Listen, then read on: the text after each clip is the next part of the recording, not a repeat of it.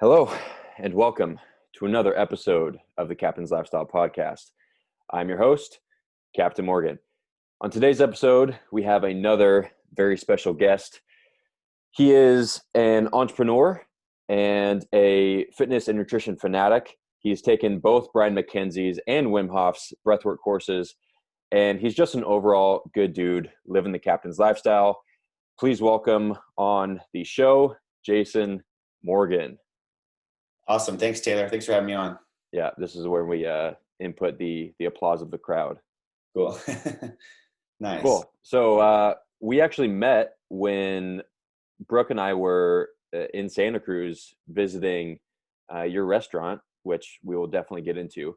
And for those of you guys that don't know, this was by far, like hands down, my favorite restaurant of all time. Like it doesn't even come close to any other restaurant. It was amazing. We basically made a whole YouTube video about it. And I've been wanting to interview you for the podcast for ever since we met at the restaurant, just because it was so amazing. Super healthy food, like actually healthy food, not just marketing healthy, like everything checked out. No bad oils, all quality ingredients. But as you'll hear later, didn't work out. So you want to go ahead and give the people a little background about yourself? You can go as far back as you'd like. Yeah, for sure. I grew up in Santa Cruz, California. Yeah, I've been into fitness and health my whole life and loved it. So yeah, I have a big passion for it and love talking about it. Love living it every day. In my early 20s, went and traveled the world for a while and lived out in Hawaii actually for 3 to 4 years. Had a good time out there. And then moved back around 2008 and started my first agriculture business. So I've been farming at a commercial scale for the last 13 years. I have a couple businesses inside of that sector of business, which has been fun.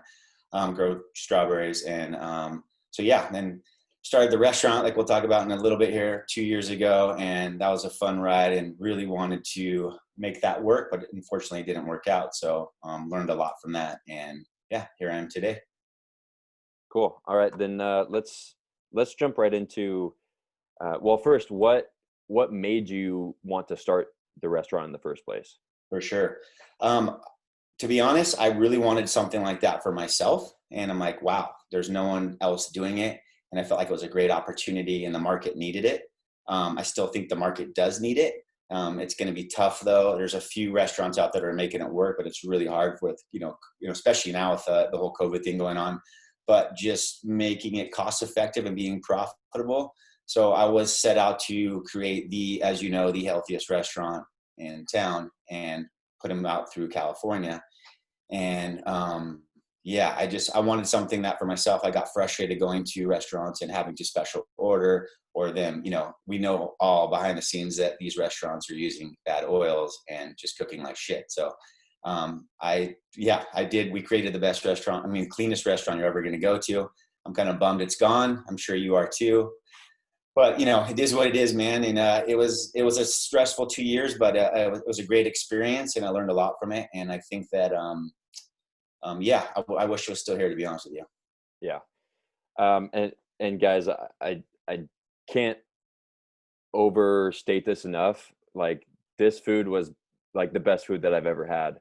And eating healthy does not have to be hard. Like, eating healthy can be delicious. At your restaurant, Primal, my favorite thing was the chicken and waffles. Mm-hmm. And normally chicken and waffles is unhealthy because the chicken is deep fried in crappy oil. The waffle is like filled with gluten and whatever other crap. Mm-hmm. But you guys fried your chicken in avocado oil. 100% avocado oil. It was amazing. And then the pizza, Brooke got the pizza, was gluten-free, and everything was just amazing. Sorry, I'm going on a little tangent here, but yeah, there's definitely. By the way, I have that recipe. I'll send it to you after this. Yes. Oh my gosh. Yeah. Yes. I just got it from the old chef, and I'm actually a lot of people actually hit me up for that, and I'll send it to you so you can make it. It's really good. It's lot of ingredients. It's mostly almond flour, coconut flour, tapioca starch. Mhm. And then of course, and that same breading and then there's some breading for the chicken, but you're going to see the ingredients. You're going to be like, wow, this is super clean. And it was so good. It was the best seller. I was losing a lot of money on that cost was super high. And then frying in the avocado oil. I would not fry anything else. And I did 100%. A lot of restaurants claim they use avocado oil, and then they'll use half canola oil or some other type of vegetable oil, and they'll claim it. And you'll Yeah. never see that in a restaurant. I mean, and that was the thing, like that cost right there was 10 times more. And but I refused to use any type of oil. And I wanted it to be clean, just like I ate at home. And that's probably what, made me fail. Yeah, So, and Jason is exactly right, guys. Like there is a huge need for this type of restaurant in the marketplace because, like he said, restaurants cut their oils. Like if you get a salad dressing and you ask for olive oil, they probably cut it like half and half with another crappy oil. Brooke and I were at an airport. I think it was Santa Ana, and she asked for, because obviously in an airport there's not very good options. So she got the best she could, a salad, and asked for olive oil. And we got it, and I opened it and smelled it, and I was like, "This is straight canola oil. Like there is no way it was mhm. olive oil." So You can tell by the texture of it too. yeah. So you guys got to be careful out there.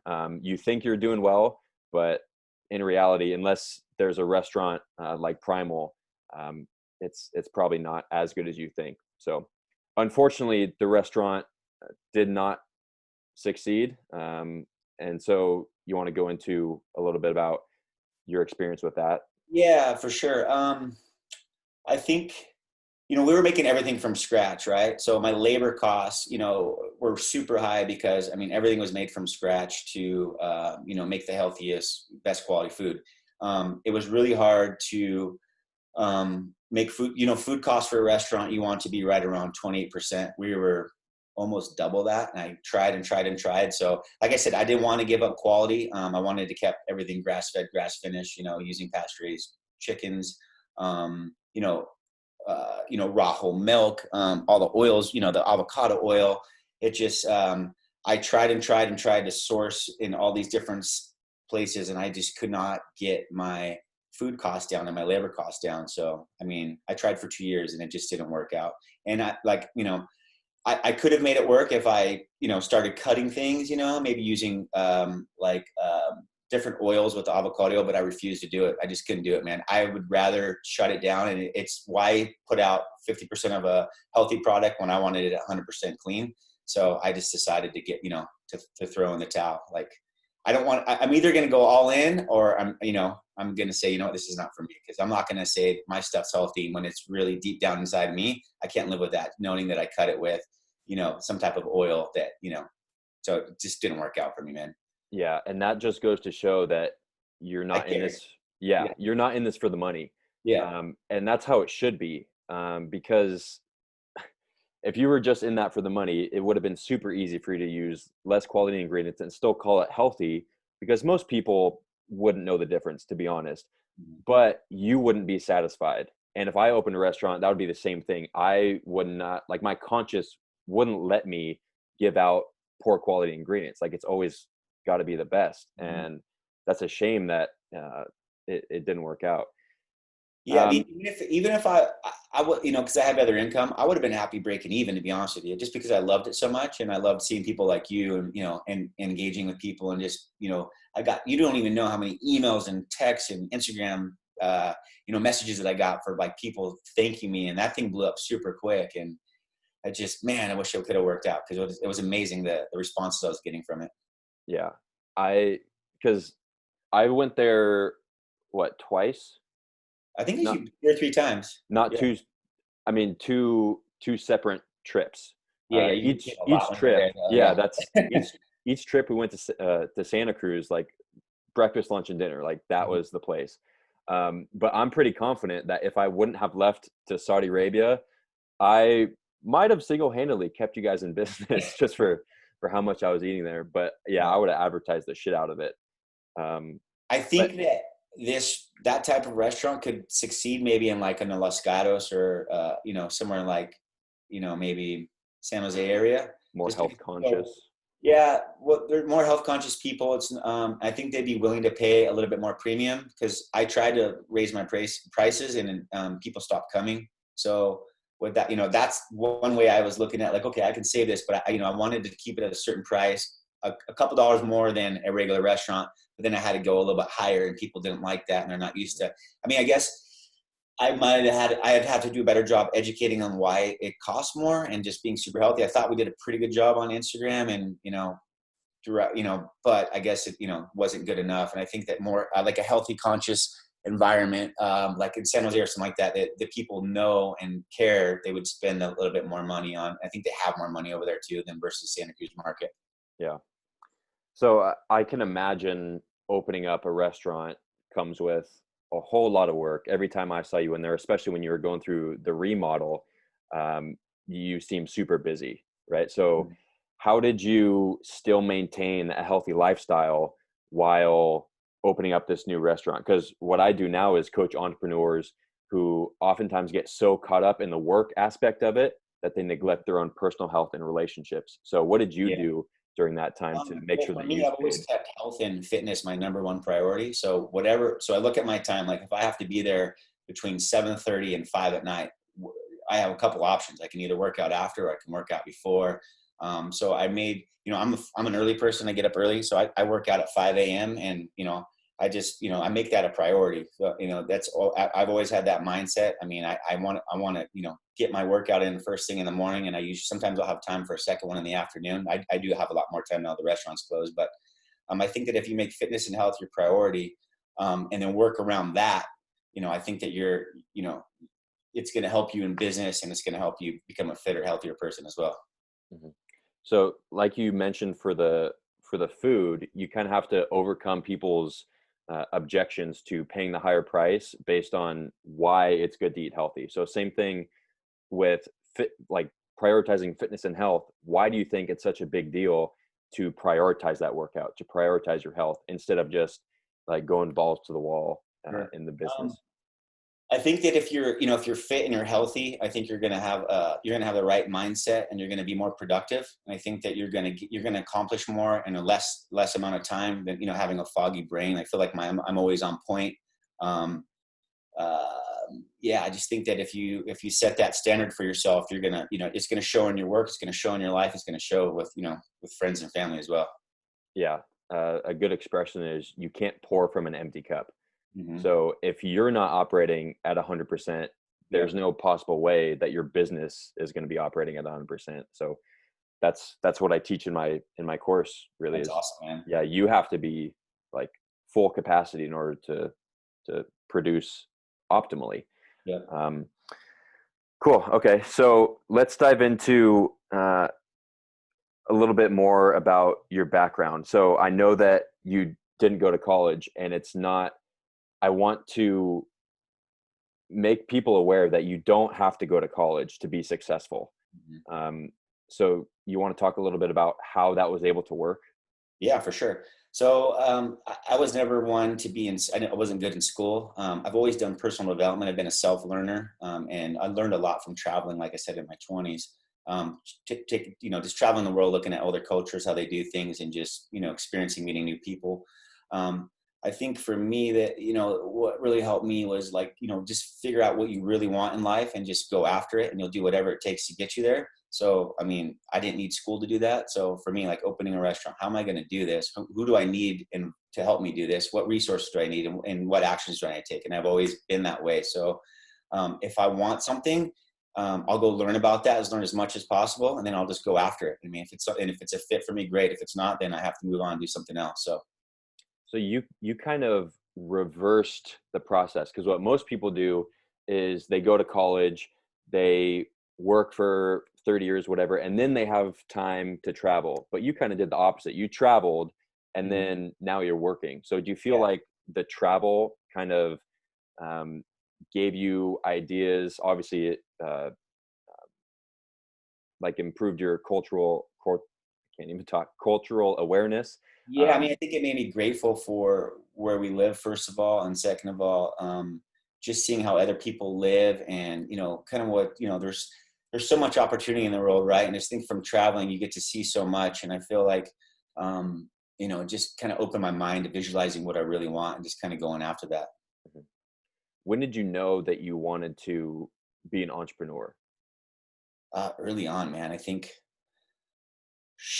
I want to say like 16 or 17 years old. I didn't want, I hate, I was a horrible, I was a hard worker, horrible employee. I always felt like I could do better than everyone else. And, if my boss told me to do something when I did have a job back then, I'm like, I can do things better. I was always reverse engineering what he was saying and doing it my way. So I'm like, you know what, to be honest with you, I don't think I could work for anyone. I really can't, I feel like I can always do better than other people. And I feel like I had a good work ethic. Like I wasn't a horrible employee, but I feel like I could just go do it better myself. So I just, at an early age, I think I started right around 16 or 17. I started thinking about it, started learning about it, started reading about it. I really didn't pull the trigger to like mid 20s, late 20s. Yeah, I feel the same exact way. That's how I made the transition into creating my own program. Because when I was in Saudi Arabia, I was I was the head coach there, and they wouldn't let me run it how I believed that, or how I knew that it would be successful. And I was like, you know what? Then you can handle it. And since I've so three coaches before me had left, and then I left, and then the two coaches that were left there have also left since. So Wow. Yeah. I I, remember when you went out there, that was to run a CrossFit facility, right? yeah, I was the head coach of a Was, CrossFit gym there. was that affiliated with like the Army or Navy or anything that you were a part of? No, a lot of people think that it was military related, but it had Military nothing related to or do something with like that? that. Oh, Yeah, okay. yeah, no. I remember when you were at the restaurant, and you were telling me you're like, I'm about ready to head out, and you're pretty pumped on it. You Yeah, had I a, was that was a good excited. experience, though, right? No, it was a good experience.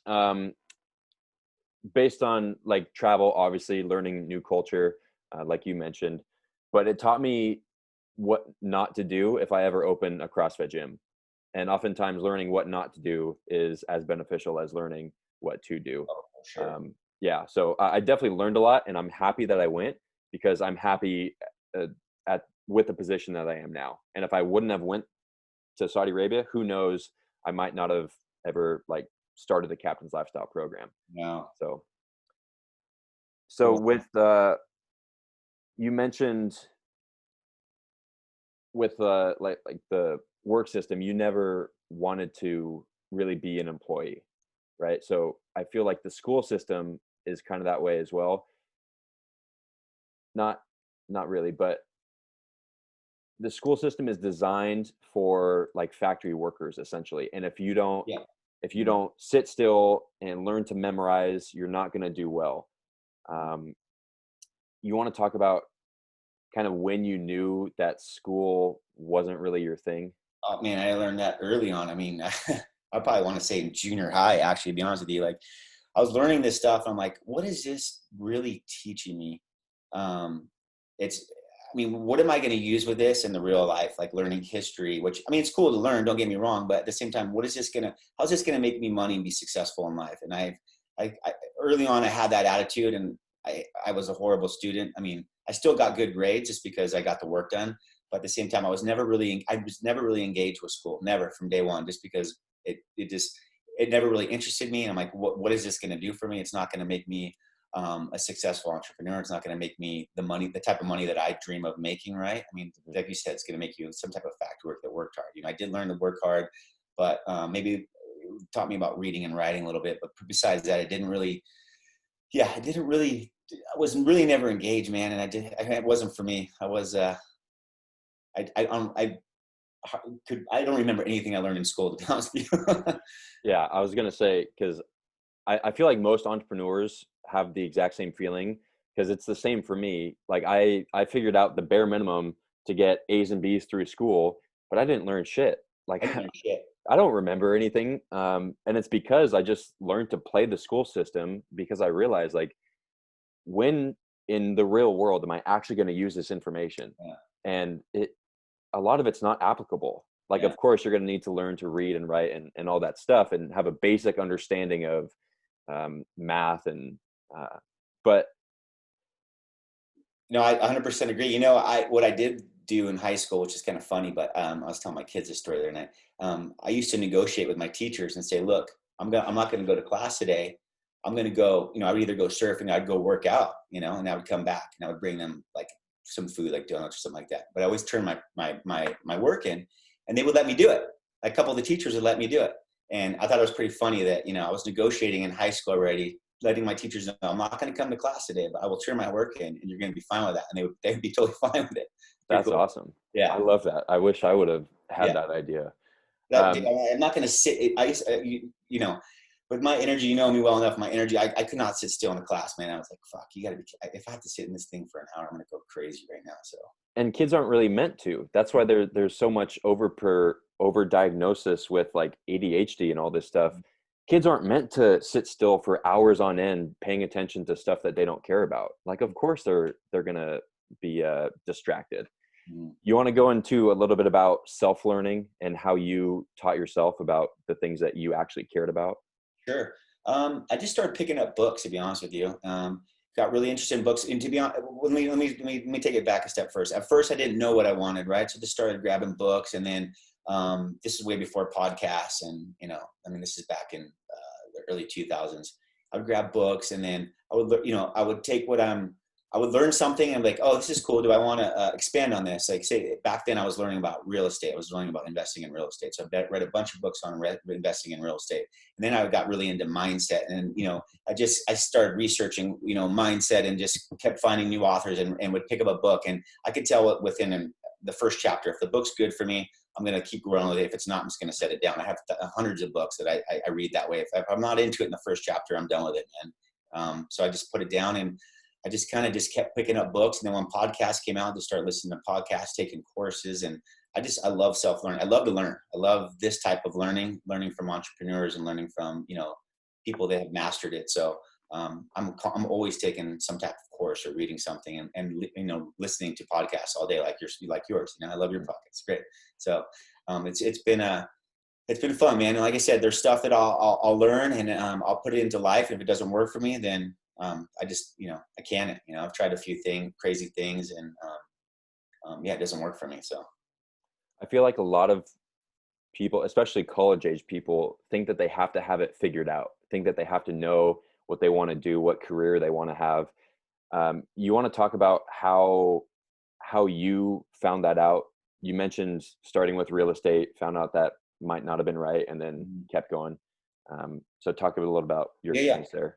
Jumped into real estate, and I was looking at it more back then when I was early 20s. I was like, oh man, I can make a lot of money in real estate. I did invest in a few real estate, did a couple properties, and it just wasn't for me. I didn't like it. Didn't like real estate, so I got out of that very quickly. And then I think that you got to be like fitness, like for what you're doing, fitness and health. Like you got to, if you're going to jump into a business, make sure that you absolutely love it and you want to give your 100% every single day. Because sometimes, and I learned this the hard way, is you don't want to jump into businesses for money. It's the worst thing you can do. You're going to fail. I mean, I think you're going to fail every freaking time, man, to be honest with you. You might get lucky and make it through, but you're not going to if you don't give your 100%, you're not going to make it in business. So I think that make sure that if you're sincerely passionate about a business, I would move forward with it and just keep learning about that and become an expert in that area. Yeah, you have to have a purpose. Yeah. Do you have a mission statement, core values? I don't right now, man. That's okay. I don't think you necessarily need to, because it sounds like you just instinctively know what you want, right? Yeah. Because if you would have been like a lot of entrepreneurs, you would have kept Primal running just for money. You would have cut costs and figure out a way to make it work. But because you know that that's not who you are as a person, you had to let it go.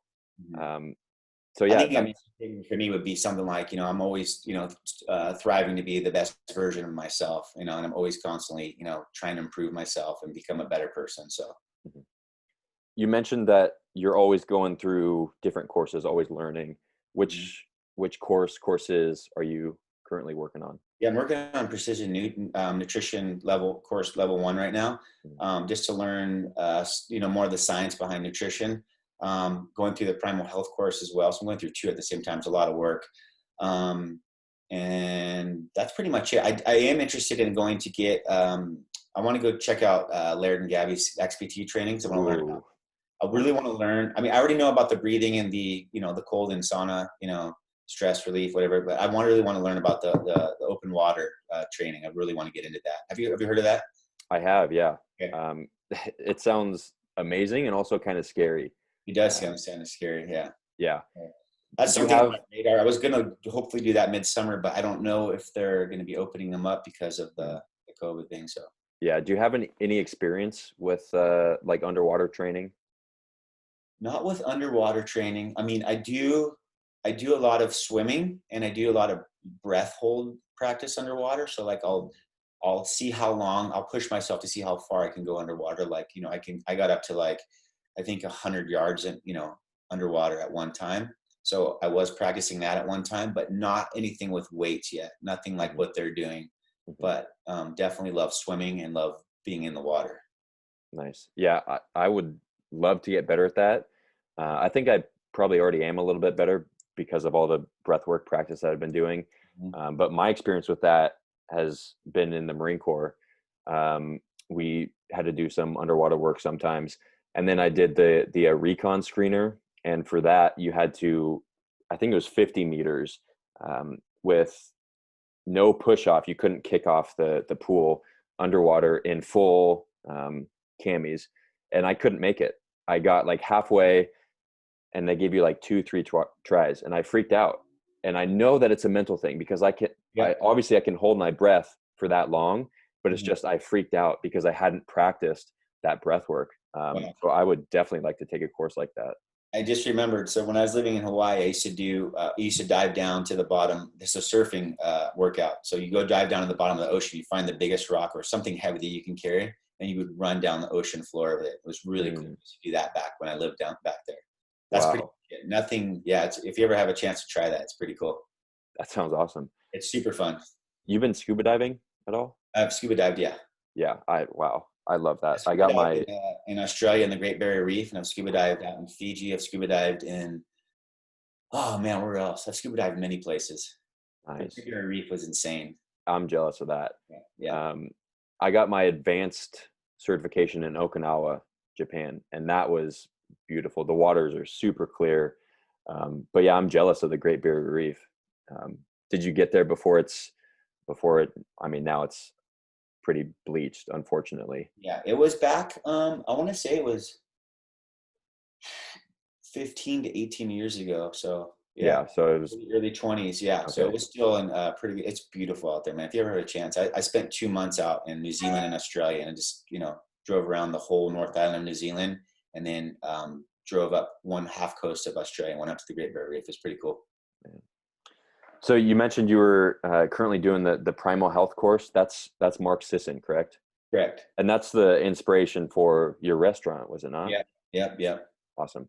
Yeah, I love Primal Kitchen, his brand, all Oh, their dressings, and we actually just went to Sprouts and bought literally every single dressing that was there, and it's amazing. So, they're can you? super good. Yeah, he collaborated on with me on the menu with Primal. So at one point it was Primal Kitchen. I don't know if you know this, but back in the day when he was going to open up, he was trying to do a franchise model with it, and it didn't work out. So I ended up branching off and doing my own thing and hiring a chef, and spent a whole week up in Seattle and just making all these different recipes that we wanted to. And Mark was part of that. Well, Mm, not there in person, but I'd send it over to him and get him, get his thoughts on it and stuff like that. So there's so many other things I was going to, bring to that menu. I'm so bummed in, but anyway, I'll send you some recipes. yes, please. Do you think that any time in the future you might try Whew. again? Yeah, I don't know, man. Maybe we'll see if The right things. Yeah, location, yeah, possibly. right location. I don't think that was the right location either. I think Aptos would have been a better location. Are you familiar with Aptos But down? yeah, for sure. Because I live in Aptos. I think that would have been a little bit better location. Aptos is booming right now. So Mm, yeah, I will. I mean, if my family would let me, yeah, it was tough, but maybe I would reconsider it just because I loved it so much. I mean, I don't think anyone else is going to do it in this town. There's no way. So I mean, I'd have to be the one to do it, and it's a yeah. bummer, man. You said if your family will let you. I can imagine that was a pretty rough experience.